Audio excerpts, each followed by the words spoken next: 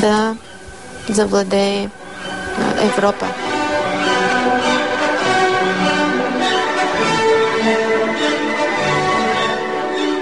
Той участва в една група, езотерична група, наречена Туле. Имали са медиум, който се е казвал Мария. По същия начин тя е контактувала като мен и е получавала информация, изписвала е такива знаци. Именно този медиум му казва, че той ще завладее, ще се наложи като личност, ще завладее света, но за да стане владетел на света, той трябва да притежава копието на съдбата и свещения грал. И ако ние всички помним, той се насочва в начало към Австрия, където открива копието на съдбата. Какво копието на съдбата? И копието на съдбата, то е свързано с историята, копието, с което е промъшен Христос. И то притежава силата, с която, ако ти притежаваш тази сила, ставаш, как да го кажа, т.е. владееш енергията и ти можеш да влияеш на хората. Свещеният грал е другата част от тези два сакрални елемента. Ако ти ги притежаваш, просто ставаш непобедим. Свръхчовек. Какво представлява свещения грал? Отначало всички са смятали, че това е потир, някаква чиния, чаша, в която е била кръвта на Исус. Но по-късно се разбира, че това са свитъци с текстове, за които и в шифъра на Леонардо се говори.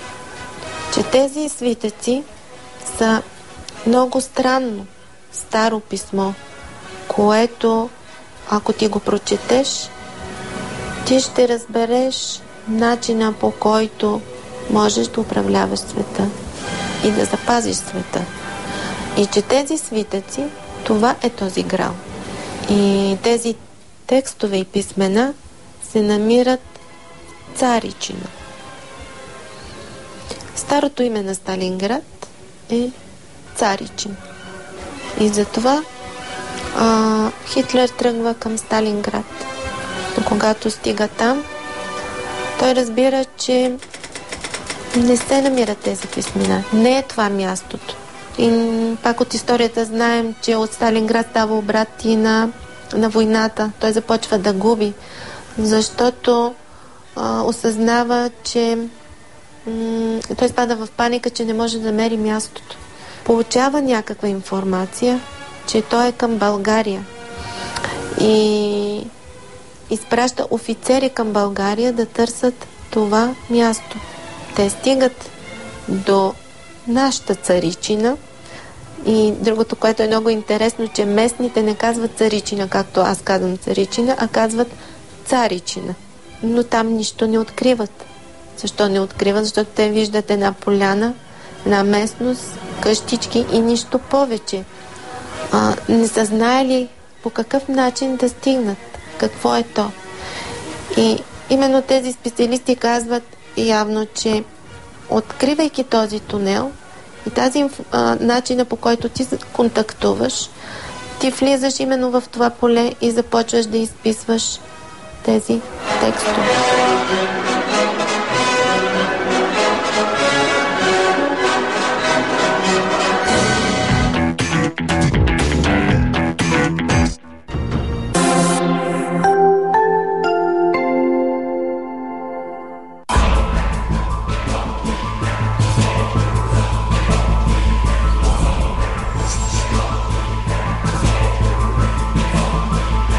Много неща са казани, много коментари са направени, има различни хипотези. Ние дойдохме при теб, тъй като ти си първоизточника. Това е тема, която вече близо 20 години занимава хората. 90-та година ти получаваш информацията. И въпреки, че през годините са се появявали най-различни хипотези от това, че там е търсено съкровището на цар Самуил, че е била някаква военна операция, че са идвали извънземните, какви ли не неща. Аз си мисля, че трябва да се каже истината такава, каквато е от теб, за да няма тези спекулации да продължават в различни посоки да вървят. Какво всъщност се случи? Да започнем с това, че ти изведнъж започваш да получаваш информация отгоре. почваш да пишеш неща, които са неразчитаеми, странни знаци, странни, как да ги наречем... Да, ще обясня. Добре. Да. Ти говори, защото ти си ги знаеш нещата.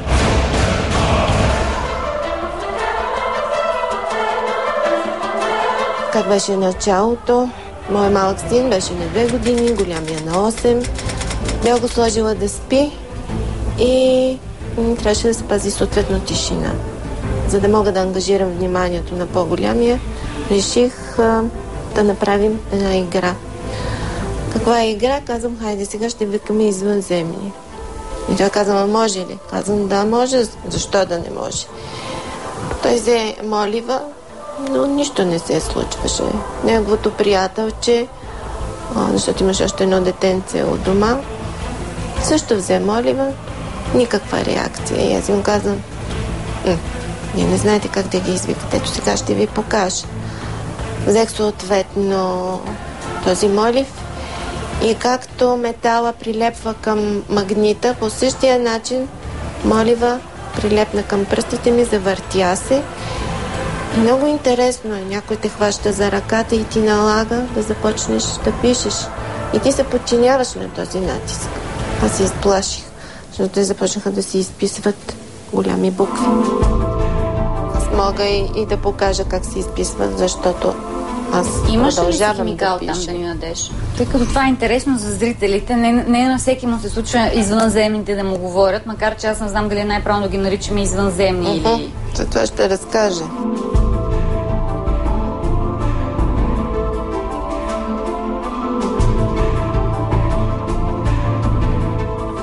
А в момента какво изписваш? Според мен те пишат някакво послание за теб. А ти в момента контактуваш с тях ли? Аз мисля, че нещо пишеш, за да покажеш на зрителите самия формата на букви. Значи, за да можеш да пишеш, ти трябва да влезнеш в контакт. А ти сега в момента в контакт ли си? Да.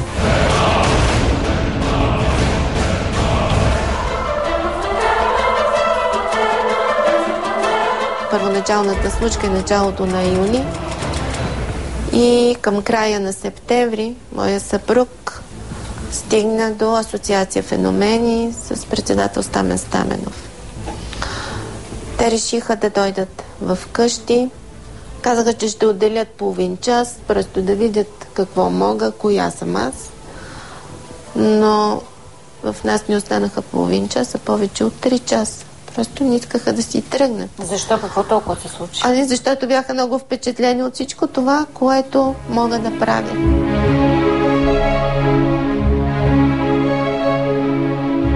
Когато си тръгнаха, той казва, ти си феномен. Такъв феномен в България до този момент ние не сме срещали. След 3 дни мой съпруг ми се обажда и казва, чакай гости, Стамен Стаменов изпраща един от водещите екстрасенси в България, Димитър Сираков се казва. Дойде Димитър Сираков в къщи по същия начин, не 1 час, повече от 4 часа престоя. Задаваше ми най-различни въпроси, провокираше ме, за да види какво мога. Минаха се ми, може би, около 2 седмици. Отново и чуе на работа, обажда се и казва, началника на генералния щаб изпраща кола за теб и те викат в генералния щаб. И аз казвам, ма какво ще правя там? Той каза, Димитър Сираков е бил при него и нещо са говорили за теб, искат да те видят. Отидох в военно министерство. Пред кабинета на генерал Минчев се бях събрали няколко офицера и Димитър Сираков. Той ме посрещна и каза спокойно, аз съм обяснил какво представляваш ти. Имаме една обща идея с Военно министерство и Асоциация Феномени, но генерал Минчев иска първо с теб да се срещна. Така влезнах сама при генерала. Говорихме си доста, зададе си лични негови въпроси, на които получих отговор. След което чрез адютант извика да влезнат офицерите и Димитър Сираков. И им каза, аз съм съгласен да направим този експеримент и да работим заедно. Как да работите заедно? Ти в един момент какво ще работиш? Да, и аз казвам какво ще работим от тук натам. Ами започва експеримент чрез научният отдел на Военно министерство под прякото ръководство на генерал Минчев и Асоциация Феномени по паранормален път, не отричам, да се търси съкровището на цар Самуил. Това беше самото начало. Димитър Сираков каза, че няма проблеми, ще участва още един екстрасенс, Дора Петрова, и няма от какво да се притеснявам. И така аз се съгласих.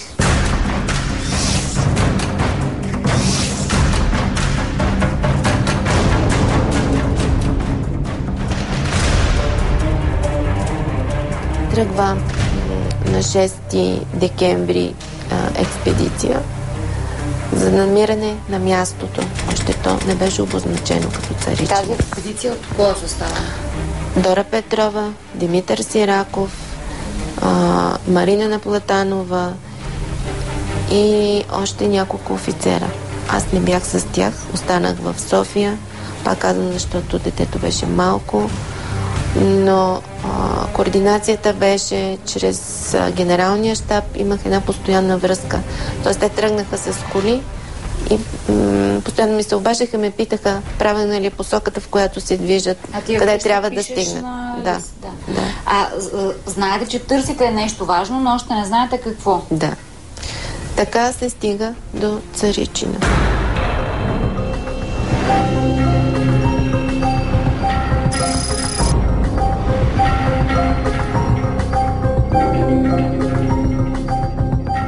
Следващия ден, това е 7-ми, по същия начин се продължава. Те отиват там, аз от къщи контактувам, но имаше мълчание от няколко часа, през които Марина Наплатанова показва друго място.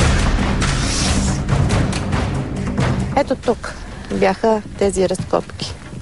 Но то е малко копание, защото отдолу има скала. Вече са закарани там багери, с които да може да се направят първите изкопни работи. Удрят на камък и се връщат, спира работата и се връщат обратно. При мен дойдоха Димитър Сираков и двама офицери в къщи и ме накараха да направя чертеж на мястото. Аз не знаех какво се е случило през това време.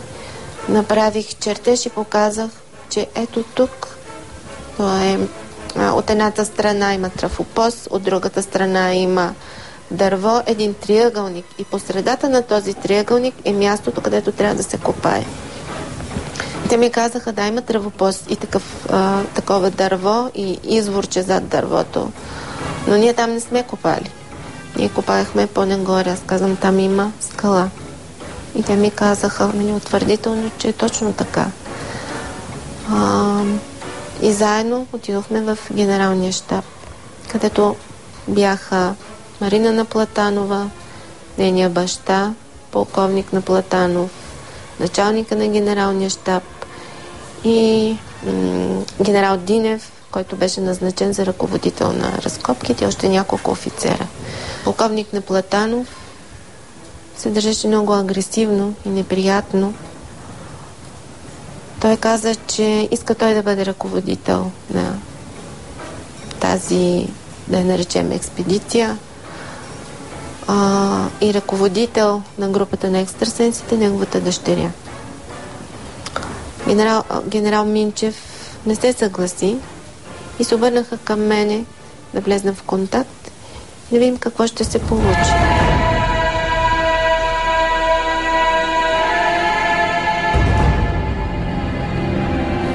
Контактът беше такъв, че не трябва да има водещ от групата на екстрасенсите, а трябва ние заедно, всички в едно, да работим в името на този експеримент и в неговия положителен завършек.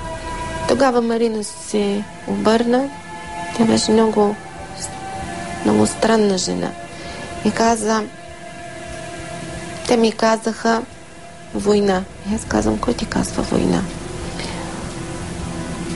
Тя отново. Те ми казаха война. не искат да работят така. Тогава баща й се обърна и каза: генерал Минчев, позволете ми, какво е вашето решение? Генерал Минчев каза: ние сме се събрали, за да работим заедно. Който не е съгласен да работи така, може да напусне. Тогава полковник Наплатанов стане и каза: ние с Марина напускаме. Защо разказвам всичко това? Защото след това в мас-медиите много се преекспонира, че виждаш ли, Димитър Сираков е въздействал на Марина Наплатанова тя да се самоубие. Защото няколко месеца по-късно тя се самоуби, хвърли се от 13-ти етаж. Баща й навсякъде излизаше и даваше интервюта, колко са лоши военните, екипа, който работим, защото ние по някакъв си наш начин ги тормозим и сме накарали Марина да се самоубие. Това е причината и той да не се чувства добре. Няколко години по-късно той също се самоуби. Но повече аз тези хора не ги познавам, така че не мога нищо да И вече решавате, че това е място в Царичина и тръгвате да копаете там. Да, значи те напускат и ние продължаваме останалите хора от екипа. Именно в този ден се написа и какво ние ще търсим. Тоест, че ние ще търсим първият човек, който се е заселил на земята и е живял, и той е бил двуполов.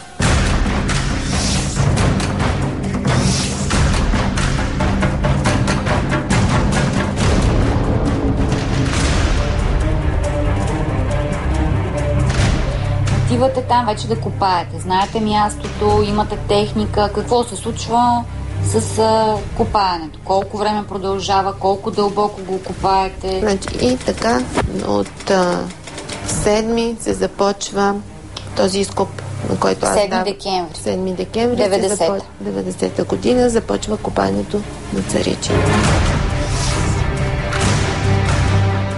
Тук с коли не можеше да се минава. Съвсем малко отстрани, защото заграждението беше, може би, така до тук. Там бяха стълбичките, слизахме и ето от тук вече представлява отвора. Тук, където стоим ние, е това отдолу е отвора. Да. Е, това тук. Първи отвор и вече слизайки на ето това нещо 4 метра. Царичина, дупката, където се търси скелета на човека. Да. В началото ходех за по 1-2 часа до към 13-14 декември, след което се наложи по цял ден да съм горе, защото всички основно на моята информация разчитаха на къде да тръгнат и какво да се прави. Почти постоянно бях в контакт, за да давам да излиза тази информация. А от края на март останахме да живеем на Царичина, на палаткови условия. Ние ядяхме войнишка храна и трябваше да живеем в едни военни камиони, как се казваха, канцелари. Това беше нашия хотел за 2 години. Между другото, моят съпруг е бил на Царичина като войник. Така ли? Да копае, да сме работили? Да. Аз не знам дали съм ви казвала. Но той казва, че копаенето било само от генерали, а пък войниците, какъвто е бил той, нали, редови войник, само са изнасяли с кофи пръста и камъните от Аз ще кажа и защо. Защо? Докажи. Защото аз го питам, кажи, нали, информация отвътре от дупката, какво беше, какво гледахте, какво намерихте. Дайте, ние до самото там, където се копае, не сме били допускани. Седяли се така човек до човек, ръка до ръка, наведени в един тунел и само така се е подавало. Точно така. Точно така беше. Да, когато трябваше да се почистват тунелите. А основно работиха офицери. Другото, което беше много интересно, че хора, които са работили само за бюро, изведнъж да ги накараш да работят по 12 часа под земята. Нямаше никаква умора. След това сме ходили тук из планините да берем гъби за разходка. И се чувствахме страхотно. Никой от нас не е боледувал. Всички бяхме с нагласата, че тази работа ще бъде за няколко месеца. Никой не знаеше, че тя ще продължи 2 години. И всеки нов ден смятахме, че той е последния и ние ще стигнем до нашата цел.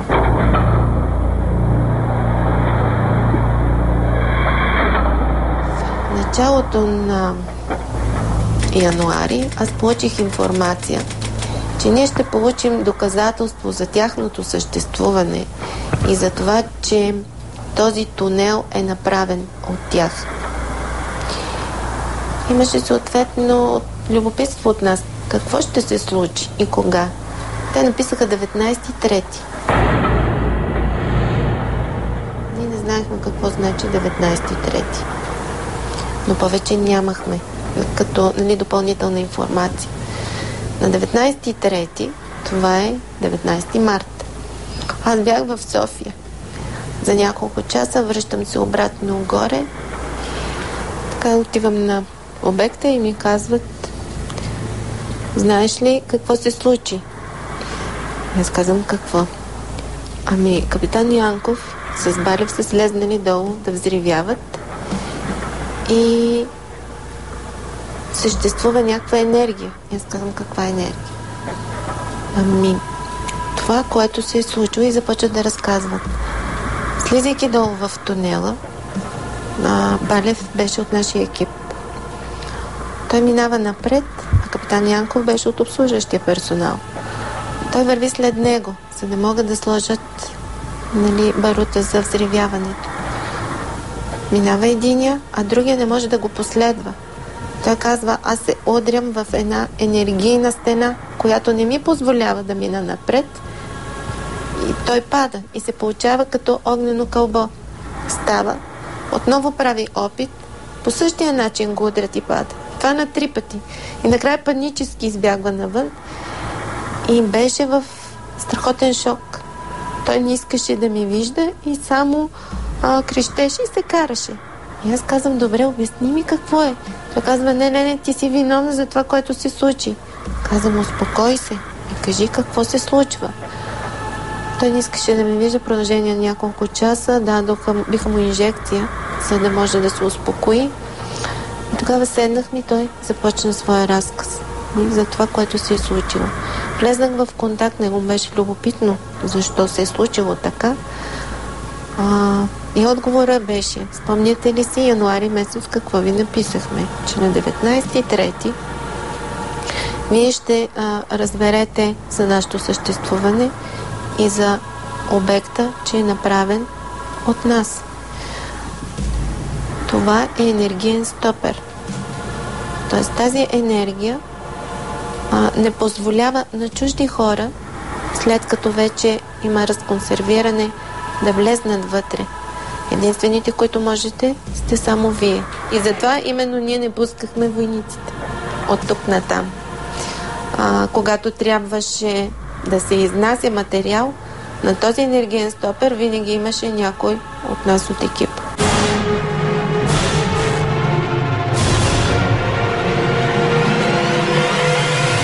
Са били тези летящи чини или не знам как да ги нарека, които войниците са виждали там?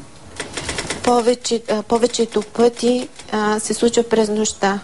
Представляха като огнени кълба, като стават голями и след това много бързо се връщат обратно и изчезват зад хълма. Ето тук, това хълмче. Оттам идваха насам огнените топки. Стигаха до тук, застават, правят кръг и се връщат обратно и изчезват. И единствено един път през деня, тогава аз бях в София, но моя съпруг беше дежурен на обекта, оставен той и още един офицер. Те седат отвън по граденото място. Изведнъж, казва, се появи едно огромно огнено кълбо. Много голямо. Удря се в жиците и те започват много, все едно, че излиза буря. Започват много силно да трептят. Ето в тези жици. И това е мястото. Ето тук, което се удря. Ма тя огромно нещо. И това огнено кълбо се разпилява на дребнички капчици, които падат надолу, както от оксижента, когато заваряваш, падат по същия начин. И след това изчезва. Огненото кълбо изчезва. Да. Това е единствения случай, който е през деня. Добре, ако това летяща чиния как изчезва? Това са като огнени кълба, пак казвам. Не е летяща чиния. А летяща чиния е друго нещо. Тоест извънземния кораб, за това ще разкажа. тази случка. Това става 91 година, май месец. Ние приключваме работния ден, около 8 часа е вечерта. Приготвяме се да вечеряме. Когато на мен изведнъж ми стана много топло. Станах червена, силно напрежение, главоболие, без видима причина. Усетих, че ръцете ми станаха също много червени и усещане, че трябва да пиша. Тоест, някакъв контакт, някой иска да говори с мен. Взех лист и химикалка и започнах да изписвам, че те идват и искат да влезнат в обект.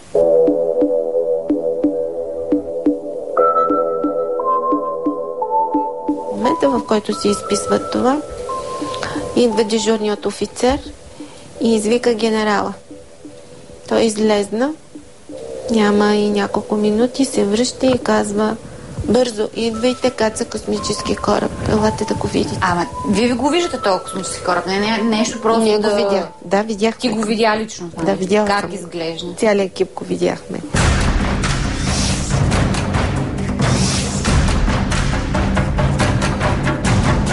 Ето това хълмче. Пред него има облак. След това има лека падина и се получава другата чупка. Пак между двете хълмчета там беше кацането. Като самия космически кораб беше скрит зад един облак и този облак ето така падаше постепенно надолу и се скри между двата хълма, като остана единствено това озарение от лъчите.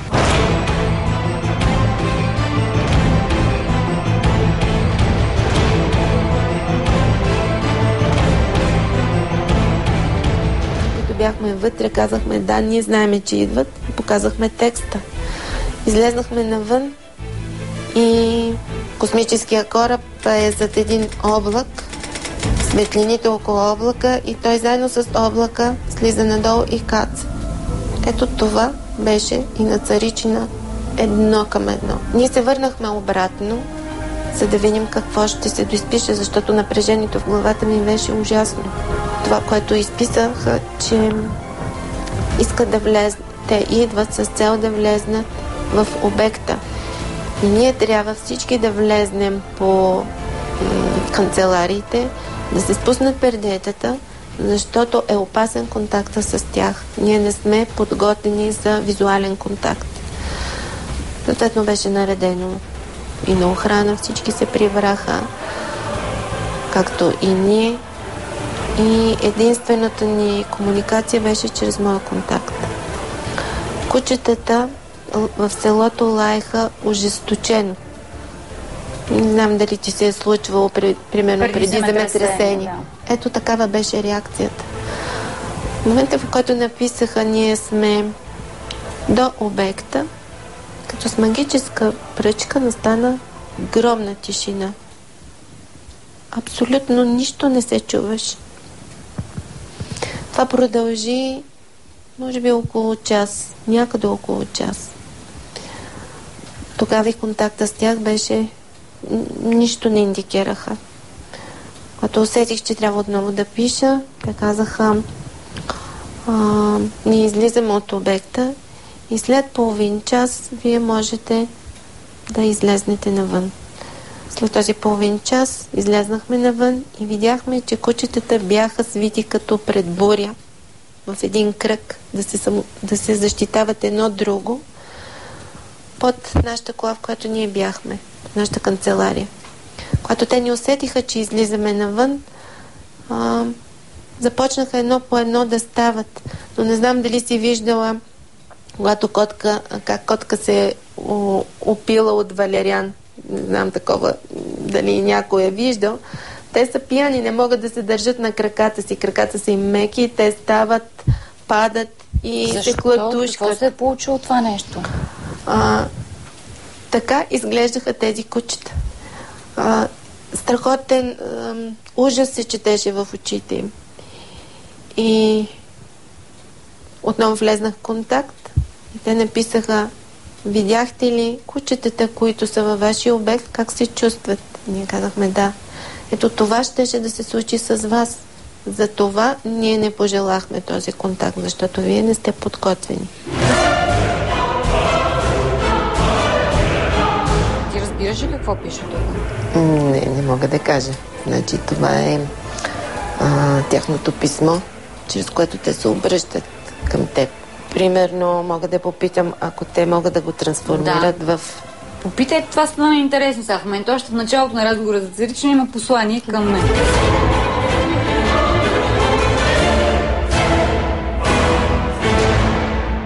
Ти искаш да го прочетеш или аз? Ако е нещо лошо, не го чети на глас. Не знам, страх ме хваща така.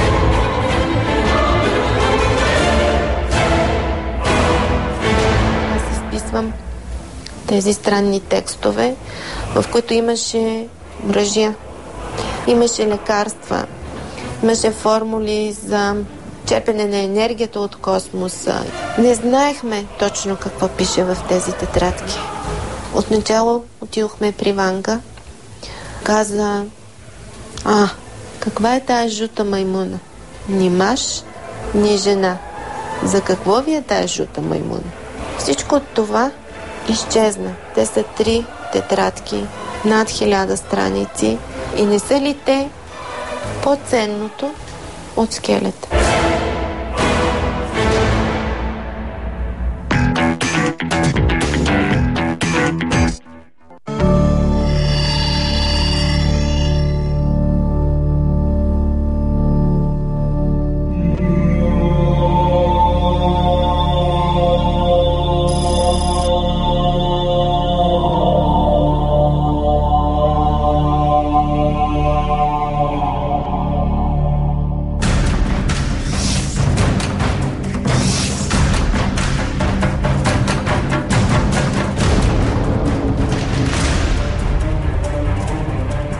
Каква дълбочина стигнахте под земята?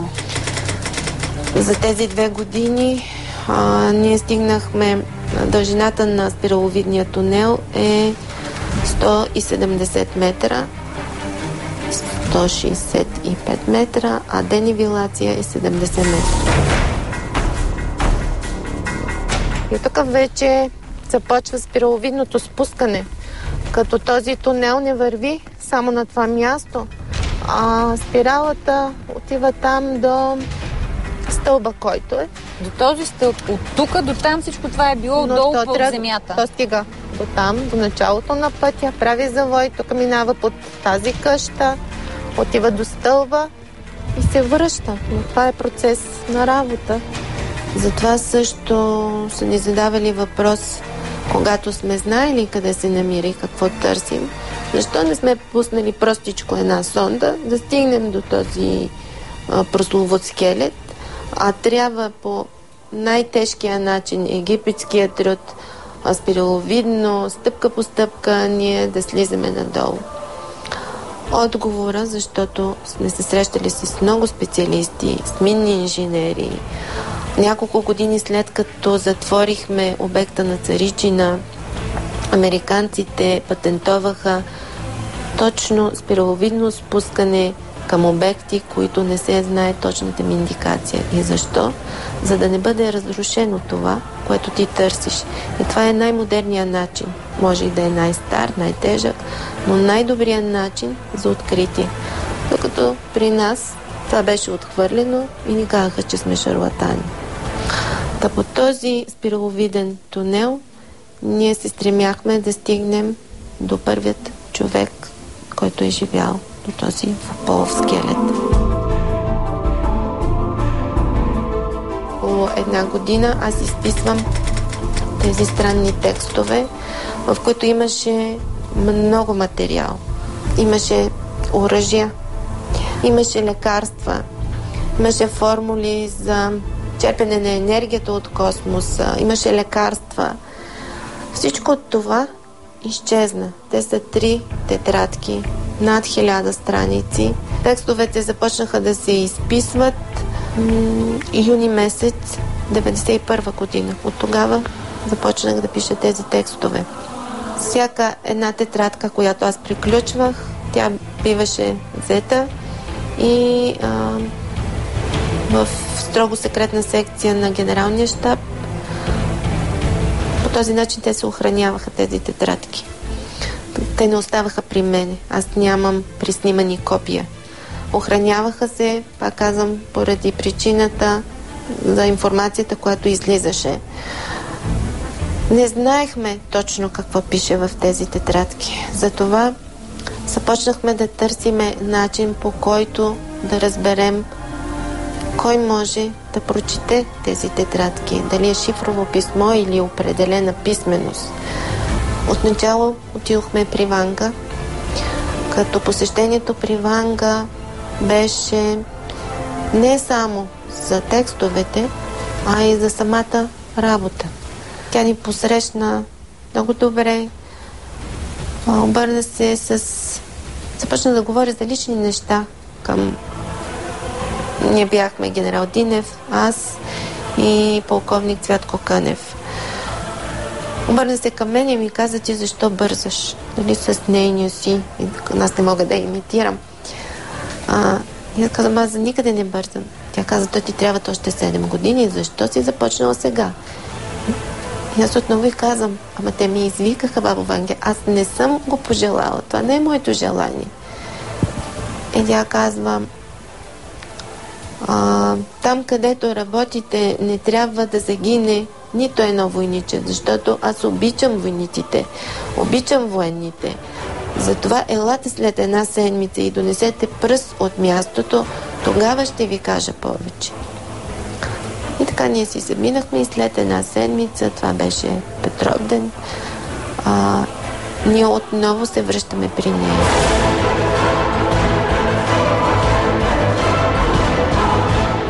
Влезна генерал Динев. След 10 минути той излезна и каза, че тя ме вика и мен. Влезнах и аз. Тя позволи да запишем целият разговор. Да, най-голямата тайна на света е тук. Говориш ли да ти ги покажа? Аз не гледам, да ми да. Аз ще всеки на друг пъти. Кажи сега, кой ти е да загадая да й кажа? И така, в този разговор, пипайки пръста, тя определи, че ние сме около 100-ния метър. Ние не знаехме точно колко метри, за който се върнахме, бяхме точно 99 метра. И тя казва, че вървим по правия път, ще стигнем няколко стъпала и когато стигнем тези стъпала, да се върнем отново при нея. Аз искам и още нещичко да попитам. Знаците, които те ни дават. Искаш ли да ти ги покажа, да ми кажеш? Абе, намерите ли човешка? Човешка глава? Не. Само листа. Каза: каква е тая жута маймуна? Ни мъж, ни жена. За какво ви е тая жута маймуна? Което за нас беше другото доказателство, че това, което търсим, то се намира там и че ние вървим по правилния път, за да го намерим. Тогава аз се попитах за моите текстове. И реакцията беше много интересна. И аз казвам: искаш ли да ги извадя, за да видиш какво пише? И тя казва: не, аз ги виждам. Седна на края на леглото и дигна главата нагоре и попита: вие, стари монаси от Атон, ще ми кажете ли кой ще прочете тези текстове? След това главата й падаше надолу и чрез нея започваше да говори мъжки глас, че те не могат да кажат кой ще ги... не могат да кажат какъв е текста, но че аз ще прочета писмената. Тя отново дига глава и това се повтаряше на 4-5 пъти.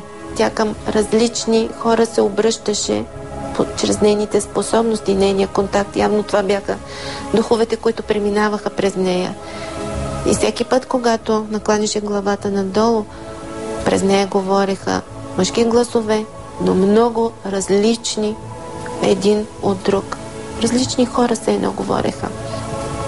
Но всеки един от тях накрая отговаряше, че аз ще прочета текстовете. И аз си казах, но аз не, а как ще ги прочита? Аз не зная какво пиша. И тя казва, ти ще ги прочетеш. А сега, като стигнете с палата, се върнете отново при мен, с здраве, и така ни изпрати. Кога да бъде? Кога?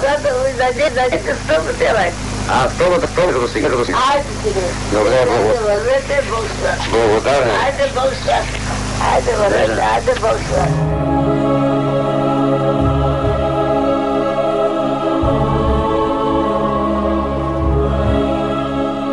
Няколко месеца преди затварянето на обекта, ние, това е май месец, заминахме за Израел. Там се срещахме с различни учени, които се занимават с древни писмена, които трябваше да си дадат становище, дали могат да работят с нас, дали откриват отделна писменост. Когато се върнахме от Израел, ние продължихме работата на Царичина, продължих да изписвам тези страници. Още около 2 месеца, след което се случва случката с затварянето на обекта. Според едни от моите теории, че може би е нещо наложено отвън, което да е накарало да някой не мога да кажа Мосад. Нали? Ето, сега се притеснявам да говоря тези неща. Според мен е по-силни, по-властни хора, защото България винаги и до сега се съобразява с по-силните държави, приема тяхните идеи, тяхните становища, а защо ние да нямаме свой поглед на нещата. И защо казвам така? Защото тези тетрадки изчезнаха. И до ден днешен продължавам да си търся тетрадките. Последната среща е с господин Свинаров. Много интересно е, че при всеки нов министър аз отивам с една и съща молба. Може ли да си получа моите документи, което смятам, че те за тях не представляват, те не са стойност, а за мен са от голямо значение. Всеки казва, да, те на нас не трябват. Царичина за нас е нещо приключило. Ние не искаме да бъдем ангажирани по никакъв начин с Царичина. Да, ще дадем. Минават няколко дни, убедете се, съответно, да кажем след 3 дни или след 1 седмица. Започваме да звъним. Не можем да се свържем. Никой не ни отговаря. Нямат информация. Но последния път, това, на което благодаря на господин Свинаров, е все пак, че извикаха моя съпруг и му казаха повече да не търсим документите и тетрадките, защото те не са в министерството, а са изнесени извън страната. Но никой не може да каже къде.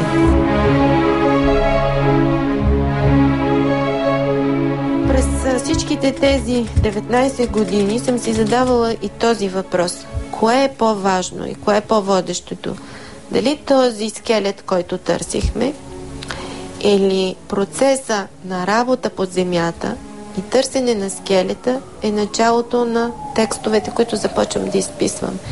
И не са ли те по-ценното от скелета?